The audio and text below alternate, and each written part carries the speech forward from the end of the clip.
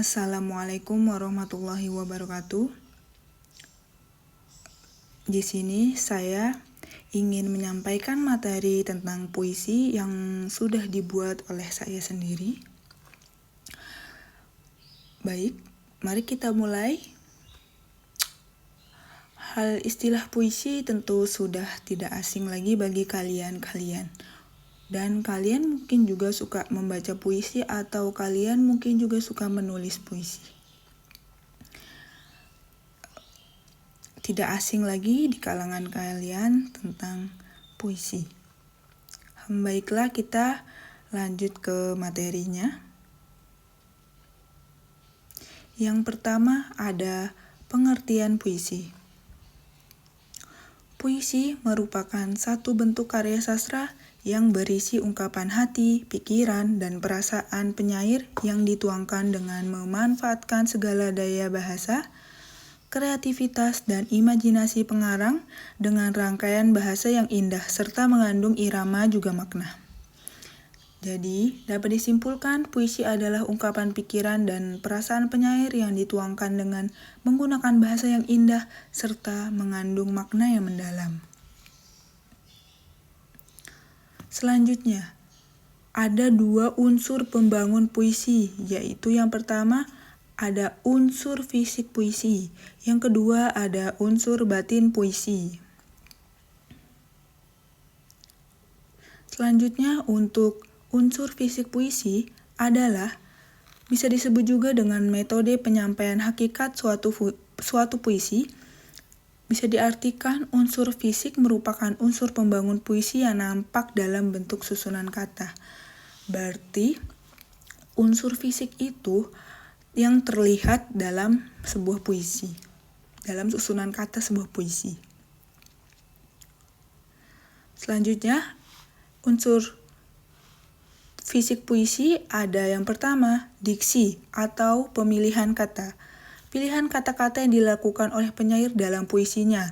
Pilihan kata-kata dalam puisi berkaitan erat dengan makna, rima, dan urutan kata dalam puisi. Yang selanjutnya ada imaji. Imaji adalah gambaran, kesan, atau apa yang ada dalam pikiran kita ketika kita membayangkan atau mengingat sesuatu. Imaji bisa berupa gambaran visual, suara, bau, rasa, atau kombinasi dari semua indera tersebut. Kalau didefinisikan nih ya, imaji itu citraan adalah kata-kata yang dapat mengungkapkan sebuah pengalaman indrawi seperti penglihatan yaitu visual, pendengaran auditif, atau perasaan yaitu imaji taktil. Selanjutnya, dari unsur fisik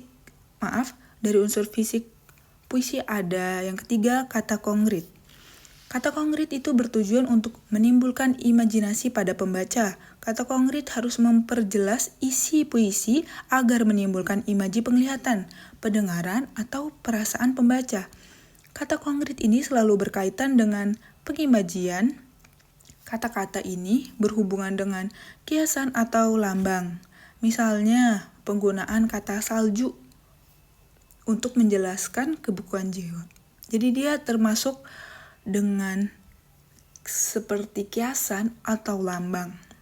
Yang keempat ada bahasa figuratif atau yang biasa disebut dengan majas. Majas adalah bahasa yang digunakan penyair untuk mengungkapkan sesuatu dengan cara membandingkan suatu hal dengan hal lainnya. Bahasa figuratif terdiri atas pengiasan yang menimbulkan makna kias dan pelambangan yang menimbulkan makna lambang. Contohnya nih yang sering-sering dipakai pada puisi itu ada majas metafora, personifikasi, dan lain-lain, banyak. Selanjutnya yaitu yang kelima, tipografi. Tipografi atau perwajahan puisi yaitu bentuk tatanan penulisan puisi seperti halaman yang tidak dipenuhi kata-kata, rata kanan, kiri, bentuk tulisan yang kadang teratur, kadang zigzag, dan kalimat yang tak selalu diawali dengan huruf kapital dan diakhiri dengan titik. Jadi tipografi itu tatanan penulisan pada puisi ya. Oke, lanjut. Selanjutnya yaitu rima dan irama. Rima dan irama dalam puisi akan membentuk keselaraan bunyi yang harmonis dan padu untuk membangun satu kesatuan makna yang utuh. Irama timbul karena pengulangan bunyi, yaitu rima yang berturut-turut dan bervariasi. Rima persajakan yaitu pengulangan bunyi yang terletak dalam lirik, sajak, atau akhir sajak. Rima memiliki peran dalam menghadirkan keindahan puisi. Ada banyak jenis pola rima seperti A, B, A, B, A, A, B, B, atau yang lainnya. Contohnya nih, seperti pada puisi Indonesia tanah airku, tanah tumpah darahku. Di sanalah aku digusur, dari tanah leluhur. Karya Husni Jamaluddin. Di sini akhirannya yang pertama yaitu airku dan darahku itu belakangannya dengan sama ya, rimanya UU. Selanjutnya di sanalah aku digusur, dari tanah leluhur. Itu sama ya, digusur dan leluhur belakangnya sama.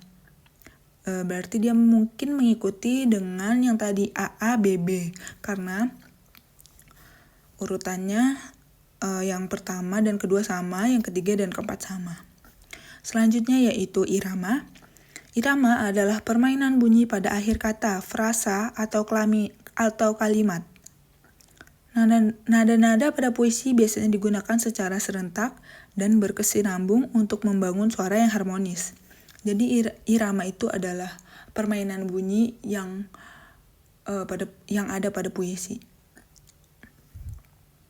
Kalau lagi misalnya irama pada puisi itu kayak ada panjang, pendek, atau permainan bunyi gitu. Seperti itu. Selanjutnya yaitu unsur pembangun puisi yang kedua, yaitu unsur batin puisi. Unsur batin puisi adalah struktur batin puisi sebagai hakikat suatu puisi. Bisa diartikan yaitu puisi adalah unsur pembangun yang tidak tampak langsung dalam suatu susunan kata. Jadi unsur batin puisi ini tidak tampak ya dalam susunan kata pada puisi.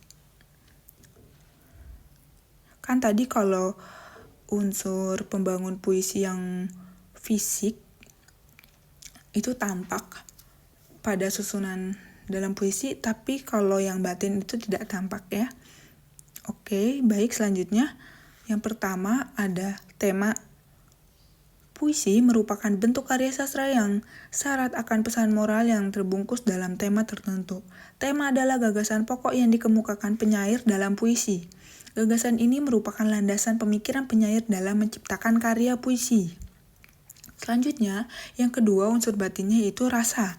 Rasa atau feeling pada puisi merupakan sikap penyair terhadap pokok permasalahan yang terdapat dalam puisinya. Selanjutnya yaitu yang ketiga nada. Nada adalah sikap penyair kepada pembaca.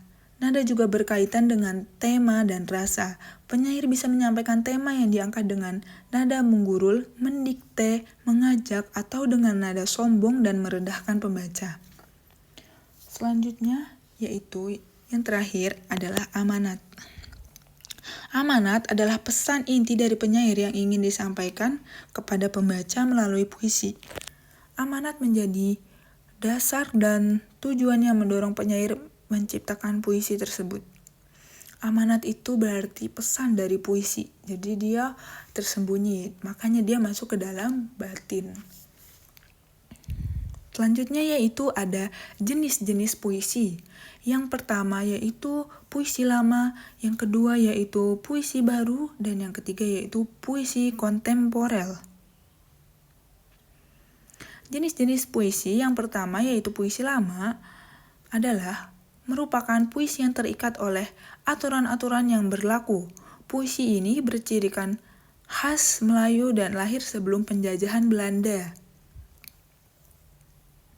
Untuk ciri-ciri puisi lama, yang pertama yaitu pengarang puisi tidak diketahui alias anonim. Yang kedua, menyebar luas dari mulut ke mulut sehingga disebut sastra lisan. Jadi dia disebarkannya tuh lewat mulut ke mulut.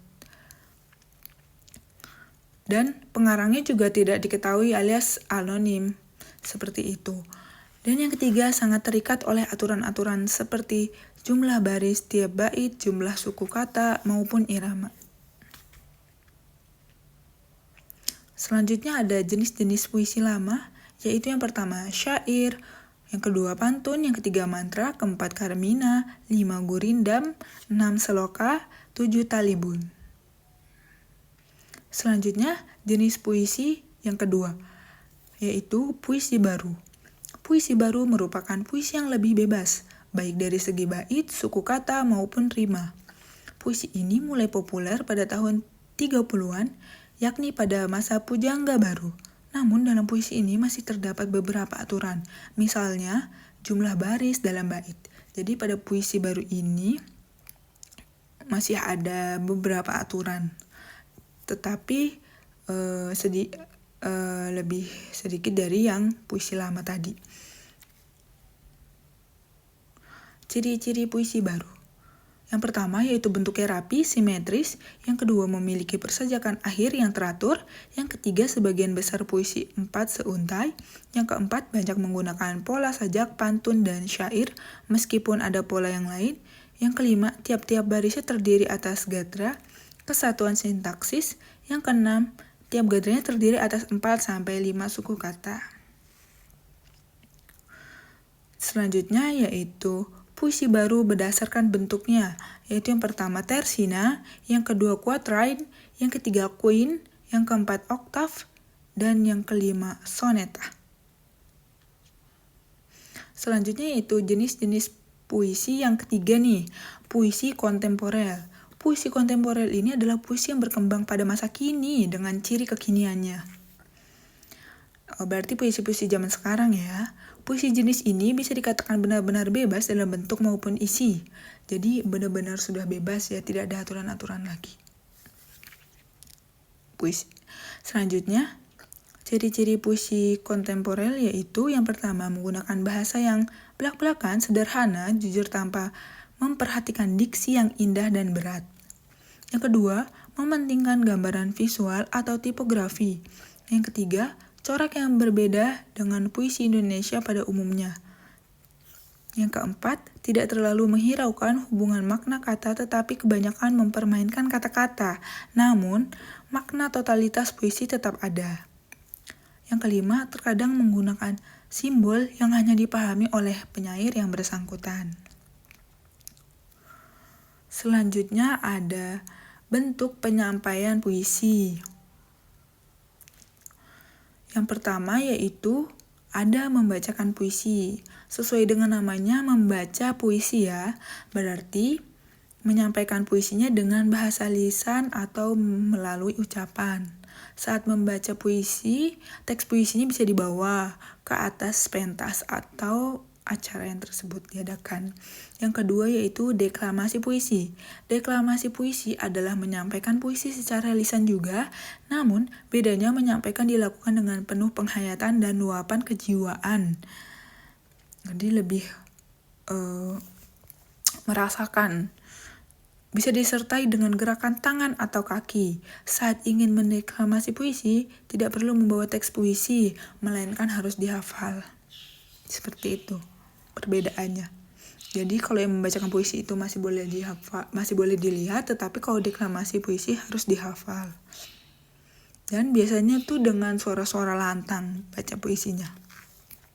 Selanjutnya yaitu pertunjukan puisi. Penyampaian puisi dalam bentuk pertunjukan dibagi menjadi musikalisasi puisi dan dramatisasi puisi. Pada musikalisasi puisi akan mengubah puisi menjadi sebuah lagu.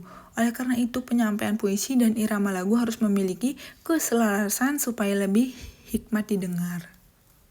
Seperti itu. Hikmat ya, bukan nikmat, hikmat. Di samping itu juga, dramatisasi puisi dilakukan dengan memperagakan atau memerankan tokoh sesuai peristiwa yang ada di dalam puisi itu sendiri.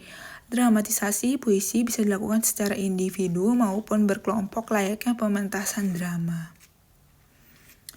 Seperti itu ya, berarti kalau musikalisasi puisi itu tadi yang menjadikannya sebagai lagu, menjadikannya sebuah lagu.